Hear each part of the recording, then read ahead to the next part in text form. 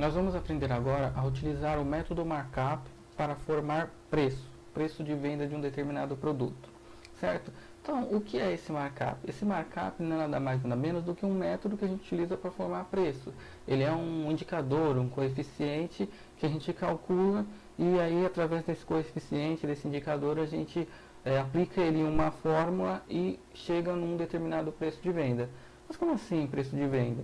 Simples, vamos imaginar a seguinte situação: você tem que vender um determinado produto e esse produto, o preço de venda desse produto tem que te dar retorno. Ele tem que pagar todos os gastos que você teve e ainda por cima te dar um retorno. Esse retorno pode ser o lucro. Então vamos imaginar a seguinte situação: você tem impostos, você tem despesas gerais, administrativas, despesas comerciais e ainda quer ter o lucro. Então você precisa entender o seguinte, que para cobrir esses gastos e ainda te dar um retorno, te dar um lucro, você precisa entender qual o preço certinho que você precisa vender esse produto. Então, você pode utilizar o método markup para formar esse preço, cobrir os gastos e ainda te dar um retorno. Ok? Então, de forma bem simples, vamos entender como o markup funciona? Bom, o markup ele precisa de algumas informações para a gente começar a montar ele, a calcular ele. Então, vamos exemplificar da seguinte forma. Duas pessoas se juntaram, alugaram uma cozinha, um espaço, e essas duas pessoas começaram a produzir trufas, né? Elas produzem em média 15 mil trufas por mês e eles vendem cada trufa a R$ 2,05 cada. Eles têm um faturamento ali de R$ 30.750 por mês, ok? Só exemplificando mesmo.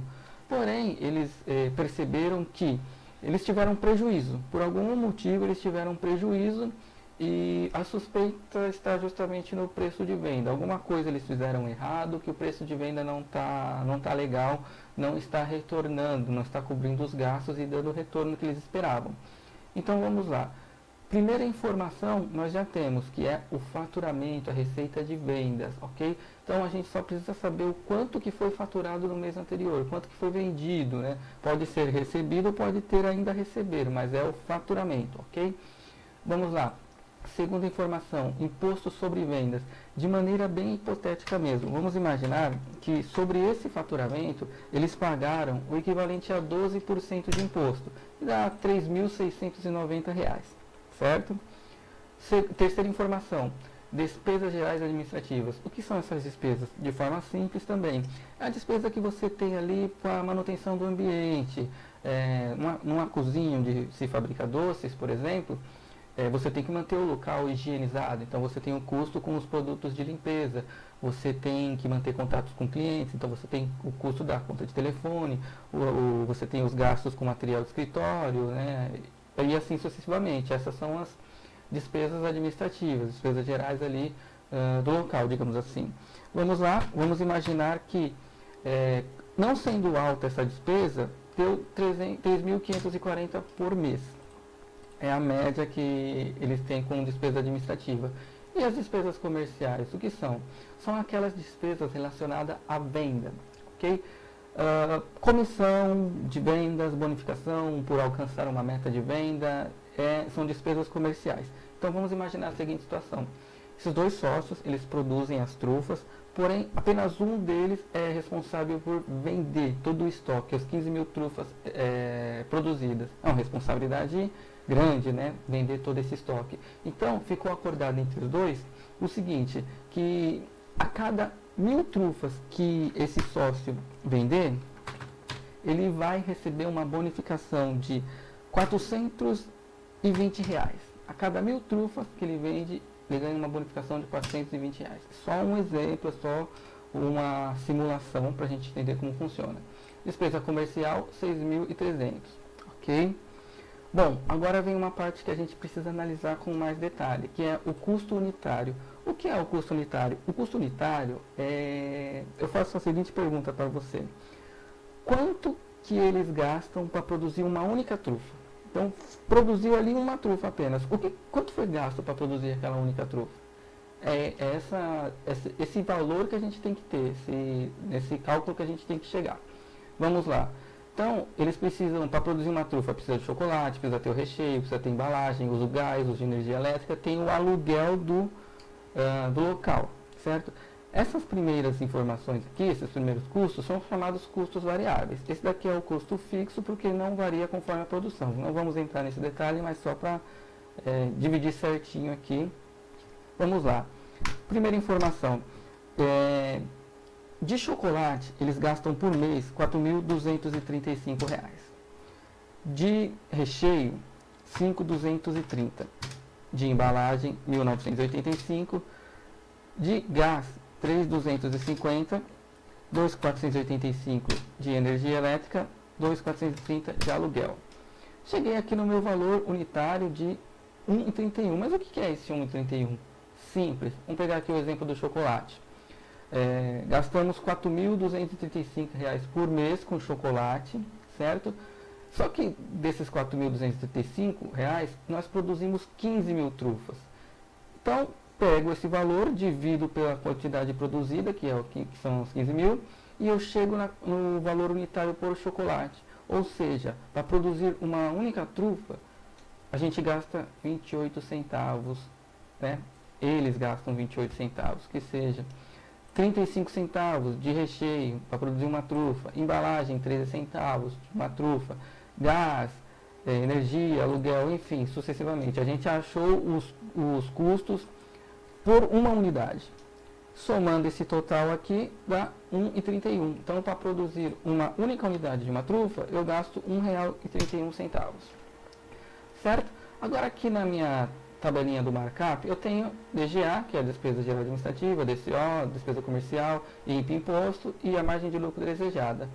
No markup, eu preciso colocar essas informações de forma proporcional, o quanto elas representam em relação ao meu faturamento. Como assim? De forma simples, igual despesa geral administrativa, está aqui. Quanto ela representa em relação ao meu faturamento? Divido pelo total faturado. Está aqui, ó, 12%.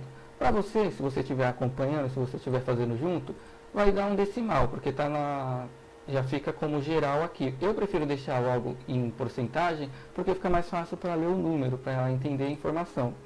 Continuando, despesa comercial. Está aqui a despesa comercial, quanto ela representa em relação ao faturamento. Imposto. Quanto de imposto? Esse valor de imposto representa quanto do meu faturamento? 12%. Certo? E agora eu preciso de mais uma informação. A minha margem de lucro que eu desejo. Quanto eu quero lucrar por cada uma unidade de trufa vendida? Vamos colocar aqui uma margem bem modesta mesmo, nada demais. 2%. Certo? Chego aqui no markup total de 46.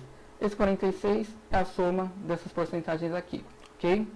46%, vamos pegar esse markup e agora vamos para a segunda parte, que é formar o preço de venda. Vamos utilizar essa fórmula aqui.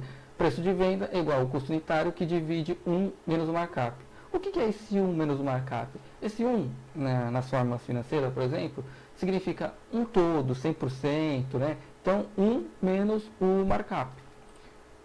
Seguindo passo a passo da fórmula, para a gente não se perder, ele pede primeiro aqui o custo unitário igual. O custo unitário é esse aqui, 1,31. 1 menos o markup, simples, igual 1 menos, ó, o markup aqui, ele dá 54%. Então perceba que ele pegou um inteiro, um total 100%, tirou os 46 e chegou nos 54, ok? Preço de venda é igual o custo que eu tenho aqui dividido pelo valor que eu achei. 2,42. Para agora e analisa o que está aqui na tela. Vamos lá na produção que eles tiveram no mês passado. Produziram 15 mil trufas e venderam a R$ 2,05 cada. Perceba que realmente vai gerar prejuízo. Por quê? Para cobrir todos esses gastos aqui, né? Pagar os impostos, pagar as despesas, cobrir os custos aqui, os gastos.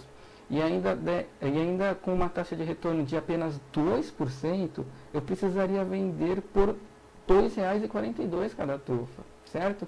Então, realmente, a R$ 2,05 vai gerar prejuízo. O preço mínimo de venda que eles deveriam trabalhar é de R$ 2,42. Por quê? Para cobrir todos os custos, pagar os impostos e as despesas. E ainda gerar uma taxa de retorno, um lucro de 2%, certo? Vamos finalizar por aqui a primeira parte dessa aula, né? Na segunda parte, no segundo vídeo, nós vamos entender como tirar a prova real disso daqui, desse preço de venda. E aí nós vamos enxergar, né, essas informações aqui em valor. É mais interessante porque a gente consegue verificar em moeda mesmo o que está acontecendo com esse preço de venda, quais os valores que estão compondo esse preço de venda, ok?